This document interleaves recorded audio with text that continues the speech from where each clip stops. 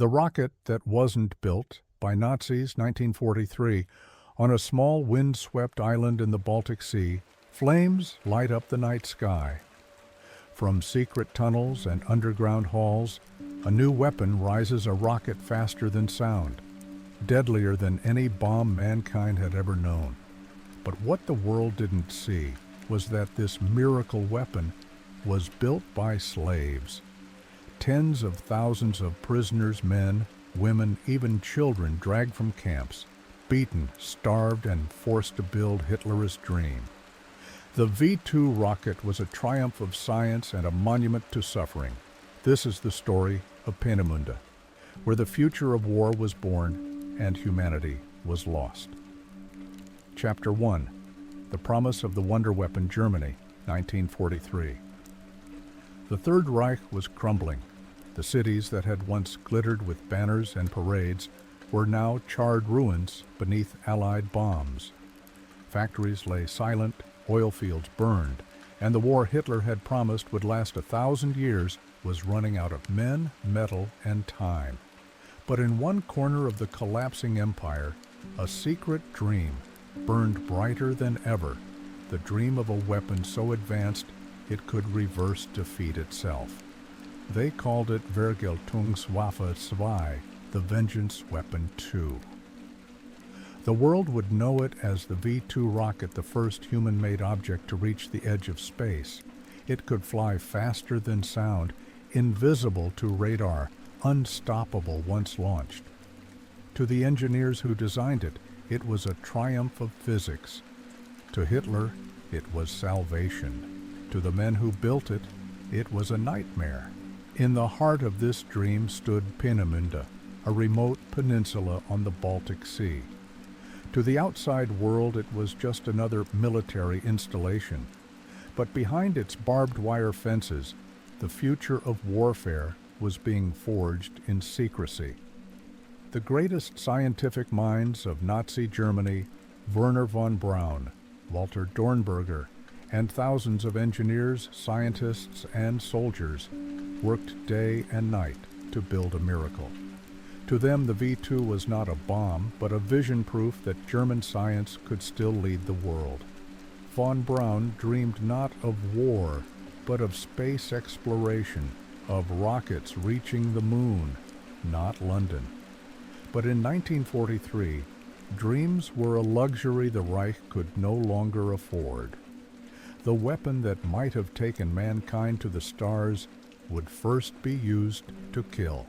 At first, the program seemed untouchable. The testing grounds of Peenemünde echoed with thunder as prototypes roared into the sky. Film reels captured the moments when the sleek metal cylinders lifted off, their tails glowing white against the night. The propaganda machine declared it the weapon of the future, one that would strike terror into Britain and restore German pride. But every launch came with a cost. Each explosion that lit up the Baltic sky meant thousands more would die before it ever reached the front. To meet Hitler's demands, the scientists needed labor, thousands of workers to mine ore, forge steel, assemble parts, and pour concrete into the underground bunkers that would house the rockets. Germany's workforce was gone, consumed by the war. So, the SS offered a solution: prisoners. At first, a few hundred laborers were brought from occupied territories. Then, as production accelerated, they came by the thousands, men from France, the Netherlands, and Poland, Soviet POWs, even Jewish captives torn from the camps. They arrived starving, beaten, and terrified, told they were to help build Germany's salvation. They didn't know that salvation meant death. The scientists kept their distance. In photographs, von Braun and his team stood smiling beside rockets, crisp in their uniforms, while just beyond the fences, emaciated men shoveled sand and carried steel beams under whips and rifles. Peenemünde was not just an engineering site, It was a factory of shadows. The future of war was being built on bones. As 1943 drew on, the Allies began to hear whispers of a mysterious weapon being tested on a northern island, of rockets that could strike across continents. Reconnaissance flights photographed strange trails of smoke and elongated craters. Something was happening in Peenemünde, something that terrified even the most seasoned intelligence officers. The British called it Operation Hydra. And soon, Peenemunde's dark secret would come under fire from above. Chapter 2. Inside Peenemünde, a factory of shadows. From the air, Peenemünde looked like a triumph of modern engineering, wide concrete runways, orderly warehouses, and the gleaming domes of rocket hangars reflecting the cold Baltic sun. But inside those walls, it was a world divided in two. On one side, engineers and officers in crisp uniforms, drawing equations on blackboards, eating hot meals in clean cafeterias, and debating the limits of physics. On the other, prisoners, skeletal, broken men in striped uniforms, dragged from the corners of occupied Europe to build a dream that wasn't theirs. By 1943, the V2 project had grown into a machine that demanded human lives as fuel. Every day, trucks rattled through the gates, filled with new laborers. They were barely alive when they arrived, exhausted, hungry, their eyes hollow with fear. SS guards herded them like animals into barracks where straw covered concrete floors and disease spread faster than rumor. Each morning began before dawn. Whistles pierced the frozen air as prisoners stumbled from their bunks and lined up for roll call. Those too weak to stand were beaten. Those who collapsed were dragged away, no one asked where. From there, the work began, hauling metal beams, mixing concrete, assembling rocket casings with trembling hands. The men worked under floodlights that burned through fog and snow. The rocket that would pierce the heavens was being built in a pit of mud. They called it the Island of Death. Many of the laborers were Soviet prisoners of war. Some were French resistance members, caught and shipped north in sealed trains. Others were ordinary civilians, carpenters, teachers, farmers swept up by the Gestapo. Their guards told them they were helping build the future of Germany, but most didn't survive long enough to see a rocket launch. For the scientists, the suffering was both invisible and inconvenient. Von Braun and his engineers rarely entered the work sites. When they did, it was with SS escorts, their polished boots clashing against the mud. In diaries later recovered after the war, some engineers described unpleasant sights, but wrote of them as logistical issues, not human tragedy. Our problem, one technician noted, is that the workers die too quickly. It slows production. To them, the prisoners were a resource no different from the copper, steel, or fuel that fed the V2's heart. Every death could be replaced with another trainload of slaves. Yet even here, small acts of rebellion flickered in the darkness. A French prisoner smuggled sand into rocket fuel lines. A Polish engineer loosened bolts on launch frames. A Soviet mechanic swapped critical parts with fakes made of tin. They knew discovery meant death, but sabotage was the only way to strike back. One survivor would later say, "We couldn't choose not to build, but we could choose how we built. Every rocket that failed in flight, that was our victory." At night, when the sky turned black and the testing grounds fell silent, some prisoners could see the rockets being prepared for launch. They rose from their platforms like monsters, white, smooth, beautiful in shape, a weapon of both genius and horror. When the countdown began, everything stopped. Guards, scientists, even the dying prisoners stared in awe as the rocket screamed upward, its fire lighting the sky like a second sun. Then came the silence, the kind that felt like an ending and a beginning at once. Those who built it would never see where it landed, but they knew what it was made for, and they knew the price of its perfection. Chapter 3. The Slaves of the Rocket.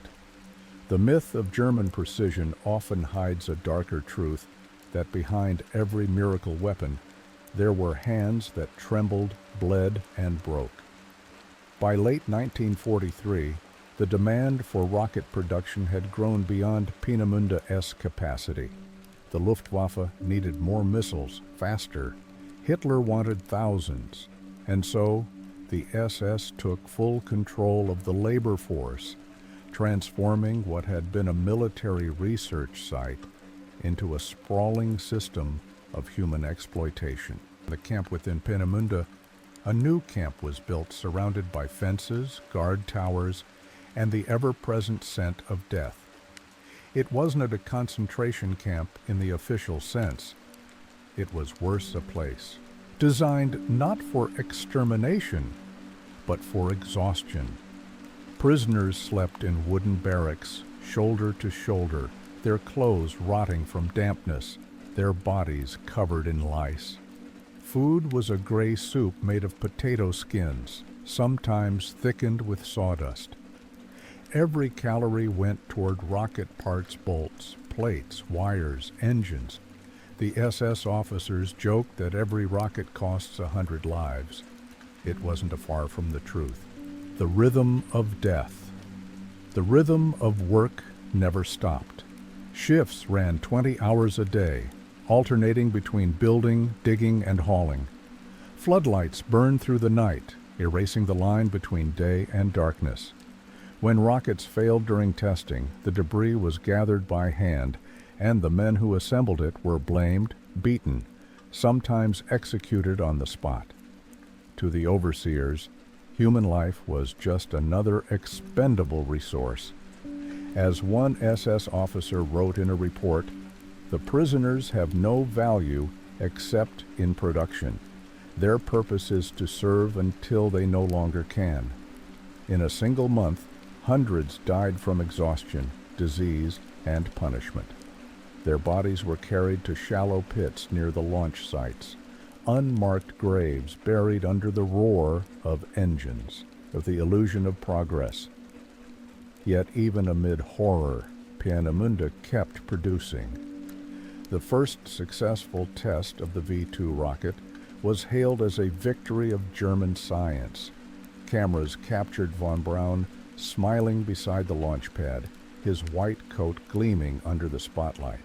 The Nazi propaganda machine declared it a sign that Germany's destiny was guided by genius, not defeat. But the film never showed the other side, the men lying dead in mud, while the wonder weapon roared overhead. Those who built it would never see the newsreels or the applause.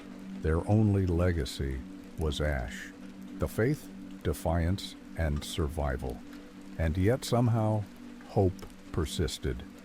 In stolen moments between shifts, prisoners whispered prayers in a dozen languages: Polish, Russian, French, Yiddish, Dutch. Some carved symbols into the concrete walls: a cross, a star, a date, a name. Little reminders that they were still human in a place that had tried to erase that truth. A Soviet prisoner later recalled, "At night, we could see the rockets rise. The guards watched them with pride, but we watched them and thought, maybe one of those rockets will fail, and 1,000 more will live another day." These were the slaves of the rocket, the invisible hands that made the impossible, and paid for it with their lives. Chapter 4. The Engineers and the Silence. To understand Peenemünde, you must understand its contradictions. It was a place where the brightest minds of the 20th century changed history and chose to look away, while thousands were worked to death beneath them. The dreamers of the Reich Werner von Braun was only 30 years old when he became the technical director of the V-2 program. Brilliant, charming, and ambitious, he had dreamed of spaceflight since childhood. To him, the rocket was not a weapon, it was a stepping stone to the stars. But the only way to build it was to make a deal with the devil. He joined the SS, smiled in photographs beside Heinrich Himmler, and accepted the resources that came with total obedience. Peenemünde gave him everything he had ever wanted: money, manpower, and freedom to experiment. And it took everything from those who worked beneath him. After the war, von Braun would claim he was apolitical, that he cared only for science, not ideology. But his silence spoke louder than his words. I was a scientist, not a policeman. When the first reports of slave labor reached Peenemunde's scientists, some expressed discomfort. They filed polite objections requests for better food, cleaner barracks, shorter hours. Most were ignored. None of them resigned. In private, many rationalized their work. They told themselves the prisoners were criminals. They told themselves the war demanded sacrifice. They told themselves that if they didn't build the rocket, someone worse would. Von Braun himself later said, "My concern was that the rocket should fly, regardless of where or by whom it was built. It was the perfect summary of moral detachment, a statement of genius stripped of conscience, the engineer's paradise." To the outside world, Peenemunde was a scientific utopia, a place where physicists, chemists, and mathematicians solved impossible problems and pushed the boundaries of technology. They calculated trajectories, designed gyroscopes, and invented guidance systems that would one day guide spacecraft instead of bombs. Each success was celebrated with champagne and toasts to the fatherland. But outside those laboratories, men collapsed in the mud, their bodies breaking under the same rockets the scientists celebrated. The two worlds existed side by side, never touching, never acknowledging one another, separated by the thinnest wall of denial, the moral vacuum. In 1944, as Allied bombing intensified, the scientists began to worry not for the prisoners, but for their precious research. Von Braun requested the entire operation be moved underground to protect the rocket from attack. The SS agreed. The new factory would be carved into the Harz Mountains, a labyrinth of tunnels that would become known as Mittelbau Dora. It was here that Peenemunde's moral compromise would descend into full-blown hell. Yet even then, not a single engineer quit the program. Not one walked away. After the war, when Allied interrogators asked why, some said they feared the Gestapo. Others said they were just doing their duty. But one, when pressed, gave an answer that still chills historians today. "We did not ask about the dead. They were not part of the kite equation." Well, the V2's greatest achievement was not technological. It was psychological. It proved that the line between genius and guilt can vanish when men believe their work matters more than the people it harms. Chapter 5: The Allied Bombing and the Move Underground. By the summer of 1943, Allied intelligence had finally begun to piece together the mystery of Peenemunde. Through coded intercepts, prisoner interrogations, and aerial photographs, they discovered that the remote Baltic facility was not simply a test site. It was the birthplace of a weapon unlike any other. Britain had endured 3 years of blitz bombings. Londoners knew terror well. But this new rocket, capable of striking without warning or sound, would bring a new kind of fear, one that no air raid siren could stop. It was a threat too great to ignore. Operation Hydra. In August 1943, the Royal Air Force prepared a massive night assault, Operation Hydra.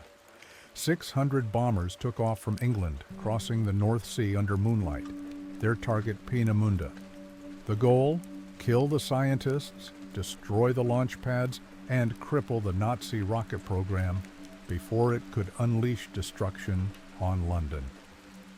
Just after midnight, the bombers arrived. Searchlights swept the skies as anti-aircraft guns erupted in panic. Explosions tore through the complex laboratories, power stations, and housing barracks. But the chaos was blinding, and in the confusion, not every bomb fell where it was meant to. The homes of the laborers, the prisoners, quarters were obliterated. Over 700 slave workers died that night. The very people who suffered most at Peenemünde were the first to die in its destruction. The aftermath: when dawn broke, Peenemünde was a landscape of twisted steel and cratered sand. Dozens of scientists were dead, hundreds wounded, and the once secret site was exposed. The Allies had proved they could reach it, and Hitler, enraged, demanded that the rocket program continue no matter the cost. But the skies over Germany were no longer safe. The next step was to move underground. Heinrich Himmler and the SS took over full command of the project. They ordered the construction of a new facility deep beneath the Harz Mountains, a place where bombs could never reach and where the slaves could never escape. Mittelwerk. Hell beneath the earth. Within weeks, tens of thousands of prisoners were transported from concentration camps to the mountain tunnels of Mittelwerk. The air was thick with dust, the walls slick with moisture. Men and women were forced to dig by hand, working by the light of flickering lamps, breathing in rock dust that tore their lungs apart. Each day, more than 100 died from exhaustion, starvation, beatings, or the simple collapse of the tunnels around them. Their bodies were hung from cranes as warnings. Those who faltered were replaced by new arrivals from Buchenwald. Here, beneath the earth, the vengeance weapon was reborn. The shadow of the rocket von Braun and his engineers inspected the new site and gave it their approval. They called it a technical triumph. For the SS, it was perfect, invisible to bombers, guarded by death itself. Between 1943 and 1945, more than 20,000 prisoners died building V-2 rockets in Mittelwerk, a death toll greater than the number of civilians the rockets ever killed. It was a weapon of annihilation that consumed its makers. When the first rockets launched again, they rose from darkness born of cold stone and human misery, and screamed toward the skies over London. To the Allies, it was a technological marvel. To the prisoners, it was proof that even hell could fly. Chapter 6. The Hell of Dora. When the survivors of Peenemünde arrived at the Harz Mountains, they believed they had already seen the worst the war could offer. They were wrong. Dora was not a camp built for living. It was built for dying slowly, efficiently, and invisibly. The underground world. The tunnels stretched for miles beneath the Konstein Mountain, massive caverns carved by hand from solid rock, lit by hanging lamps that flickered in the damp air. There was no daylight, no fresh air, no escape. 12-hour shifts blurred into one another. Prisoners lived, worked, and died underground. They slept on the same floors where rocket parts were forged, their beds made of scrap wood and rags. At night, the air filled with dust, and the sound of coughing, the deep, ragged kind that never stopped. The smell of sweat, oil, and death clung to everything. A British officer who entered the tunnels after liberation wrote, "It was like walking into hell. The ground was soaked with blood and oil. Men had become shadows that still moved, come the camp of no return." The death rate at Dora was higher than at most concentration camps. Disease spread unchecked, food was scarce, and any attempt to rest during work was punished by hanging. Executions took place on cranes that had once lifted rocket parts, the same machines that carried pieces of the V-2 toward completion. Prisoners called the cranes the gallows. They swung constantly. Even the guards complained of the stench. Bodies were stacked at tunnel entrances, awaiting transport to Buchenwald for cremation. A survivor named Jean-Michel, a French political prisoner, recalled, "We worked 16 hours a day. We slept 2. The air was poison. Men died standing up, their hands still on the machines." The engineers visit. Occasionally, the scientists from Peenemünde visited the tunnels to check on progress. Von Braun came several times, escorted by SS officers. He saw the emaciated workers, the corpses piled beside the assembly lines, the sick being carried away on stretchers. He later admitted that what he saw made him feel uncomfortable, but he did nothing to stop it. To the prisoners, the engineers seemed like gods from another world. Clean uniforms, shining boots, clipboards filled with numbers. They came, observed, nodded, and left. The next day, the work continued. The rocket's birthplace. By 1944, production at Dora was in full swing. Each month, hundreds of V-2 rockets were completed. The SS reported remarkable efficiency, but the true measure of success was written in death for every rocket completed. 10 men had died. And still, the Nazis called it progress.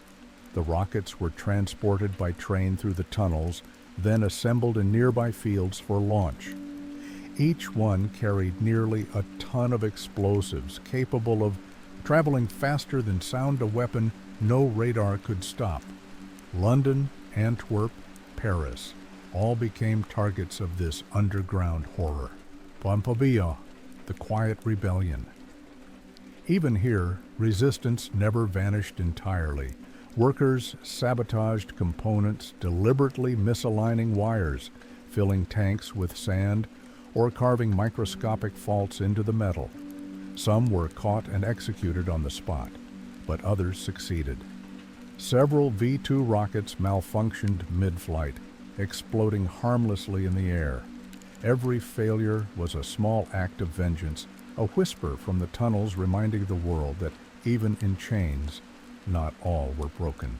The cost of silence by the war's end. Over 20,000 prisoners had died at Mittelbau Dora. They outnumbered the civilians killed by V-2 attacks across all of Europe. For every German who celebrated a miracle weapon, 100 nameless men lay buried beneath it. When American forces reached Dora in April 1945, they found the tunnels littered with bodies, emaciated skeletons, some still chained to their workbenches. The air was heavy with the smell of decay. The soldiers who liberated the camp said it was the closest thing to hell they had ever seen. Chapter 7. The Race for the Rocket Allies and Soviets, April 1945. Germany was collapsing. From the west, the Americans and British advanced through ruined cities. From the east, the Red Army thundered across the plains of Poland. But amid the rubble, a new kind of battle began, a race not for land, but for knowledge. The Allies had learned of the V-2 rocket, and they wanted it. Whoever captured the scientists of Peenemünde would hold the key to the future of warfare. The scramble for Peenemünde. As Nazi Germany disintegrated, von Braun and his team knew their fate was sealed. If captured by the Soviets, they would likely vanish into gulags or worse. If they reached the Americans, they might survive. So they made a choice that would shape the next 50 years of history. They decided to surrender not to justice, but to opportunity. Von Braun gathered his most trusted engineers and technicians. They packed what remained of their research blueprints, engine components, test data, and fled south through the chaos. Trains were bombed, roads blocked, bridges destroyed, but somehow, through ruined towns and burning forests, they made it into Bavaria, into the path of the U.S. Army.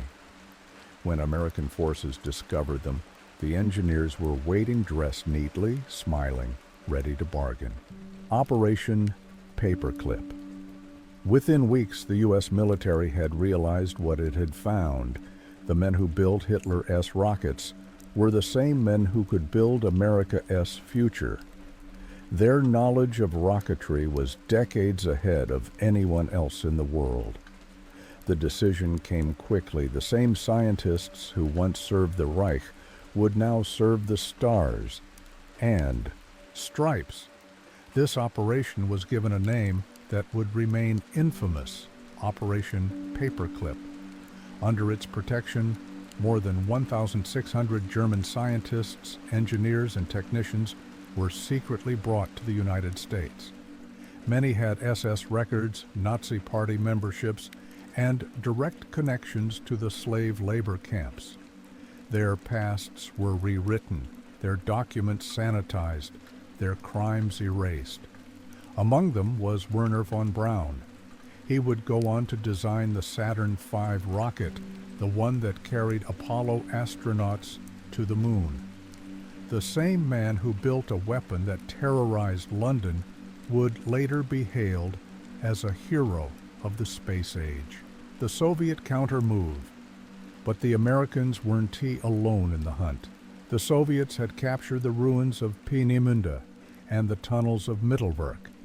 They found shattered V-2s, half-complete rockets, and crates of technical papers scattered among the dead. Stalin immediately ordered the materials and the surviving engineers sent east. Dozens of German specialists were taken to the USSR, where they worked under heavy guard on the R-1 and later R-2 missile programs. Their skills would become the foundation of the Soviet rocket corps and eventually lead to Sputnik, the first satellite to orbit the Earth. The war that had killed millions now gave birth to the Cold War, a new conflict, fought not with bullets, but with equations, altitude, and ambition. Forgotten victims. While the world celebrated the miracle of modern rocketry, the voices of Dora-S dead were buried with the rubble. The Allies argued over scientists. No one asked about the slaves who built the rockets in the first place. There were no trials for the engineers, no reparations for the survivors. At the Nuremberg trials, the V-2 program was mentioned only briefly. Its crimes were overshadowed by the enormity of Auschwitz and Dachau. And so, the rocket men walked free, their silence bought by science. The new frontier. By the 1950s, both the United States and the Soviet Union were launching rockets designed by the same men who once served Hitler. Peenemünde had been reborn in Alabama and Kazakhstan. The dream of spaceflight had finally come true, but its roots remained buried in the tunnels of Dora. As von Braun stood beside President Kennedy in 1961, smiling as the world applauded the promise of space exploration, few remembered the thousands who had died building his first rocket. The past had been rewritten, and the truth sealed under layers of glory. Chapter 8. The Price of Progress. In the years that followed the war, the V-2 rocket transformed from a weapon of terror into a symbol of human achievement. The same technology that had leveled London and Antwerp now promised to carry mankind beyond the sky. But beneath every launch, every cheer, every newspaper headline celebrating the conquest of space, lay a truth no one wanted to speak. The price of progress had been paid in blood, the cleansing of history. By the early 1950s, both the United States and the Soviet Union were rewriting their wartime pasts. In America, Operation Paperclip scientists were given new names, fresh passports, and spotless reputations. Wernher von Braun became the face of the U.S. space program, appearing in Disney documentaries, speaking to school children, smiling beside presidents. The world saw a visionary, a man who dreamed of rockets not as weapons, but as bridges to the stars. But the survivors of Dora remembered something else. They remembered him walking through the tunnels, his eyes never meeting theirs. They remembered the corpses stacked beside the rocket casings. The contrast was unbearable. In one world, the dreamer who reached the moon; in another, the engineer who stepped over bodies to do it. The Cold War silence. As the superpowers raced to dominate space, neither side wanted to confront where their triumphs had begun. To question the origins of the V-2 was to question the morality of modern progress itself. In America, war crimes investigators who tried to reopen Dora's files were told to move on. In the Soviet Union, the German scientists working in secrecy simply disappeared into archives. No nation wanted to tarnish the myth that science could be pure, that genius existed apart from guilt. So the truth stayed buried in sealed documents, forgotten testimonies, and unmarked graves. The survivors speak it wasn't tea until the 1960s that the silence began to crack. A handful of survivors, men who had endured the tunnels, the starvation, the cold, began to tell their stories. Their voices trembled on radio programs and in courtrooms, describing what it meant to build the rocket under the earth. They spoke of the engineers, the guards, the endless deaths.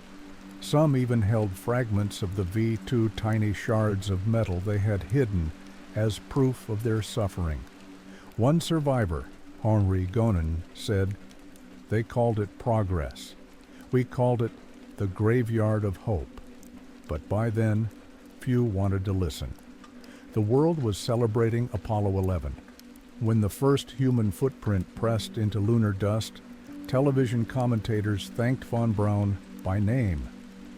No one mentioned Mittelbau Dora. The legacy of the rocket history loves redemption stories. It prefers the genius who overcomes darkness, not the one who helped build it. And so Peenemünde was remembered for its rockets, not its prisoners. Von Braun died a hero. Dora became a museum. But the rocket's shadow stretches far beyond its origin. Every satellite, every missile, every launch pad carries a trace of its DNA and, in a way, of the people who built it. Human progress often demands sacrifice, but the V-2 remains a rare case where progress was born directly from horror. It is proof that brilliance without humanity can move mountains, but it cannot escape the past. The moral reckoning.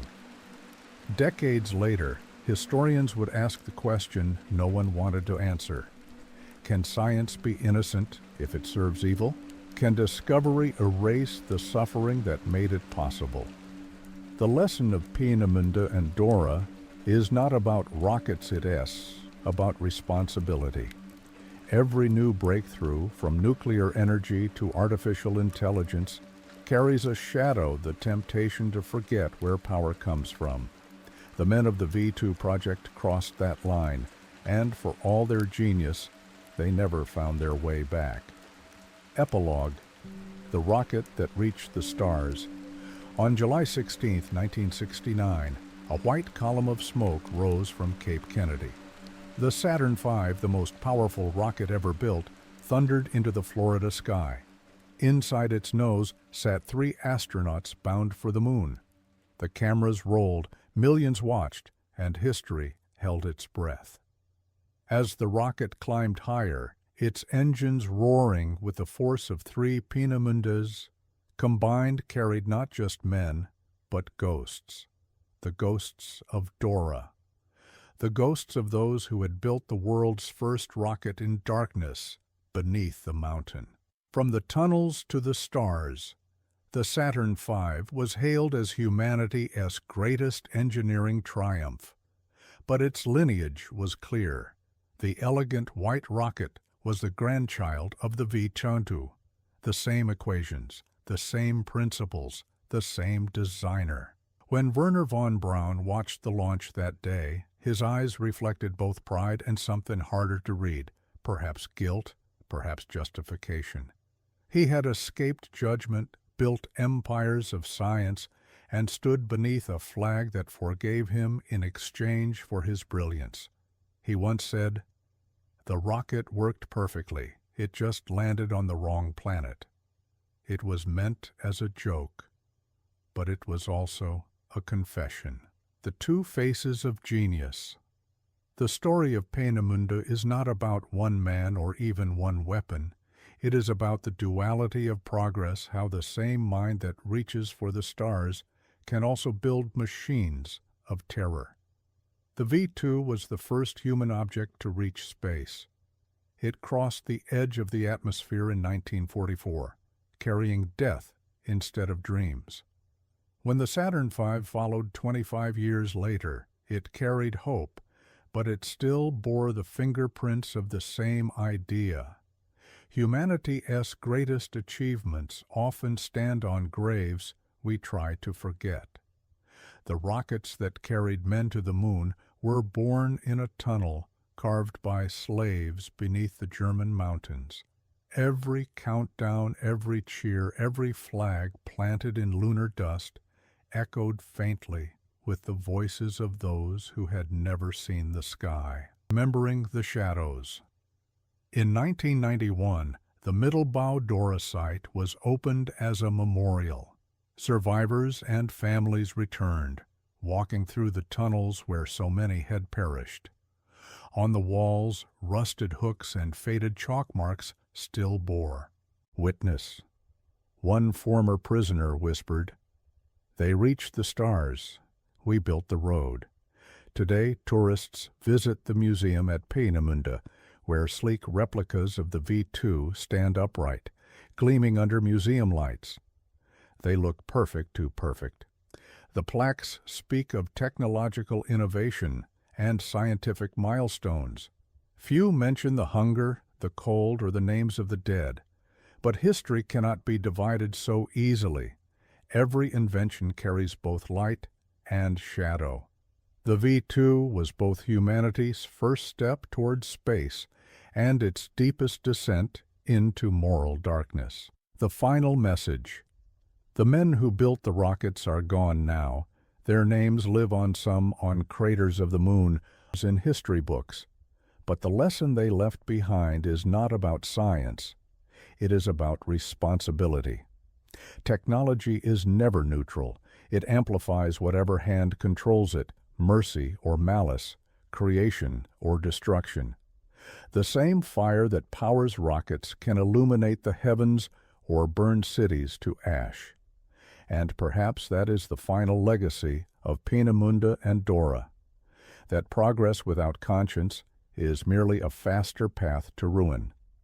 A rocket that reached the stars began in the shadows, built by slaves, dreamed by scientists, and unleashed by tyrants. Its flame illuminated both the sky and the darkest corners of humanity. We look up now and see only the light, but beneath every launch, there still lies the echo of the tunnels. History does not forget. It only waits to be remembered.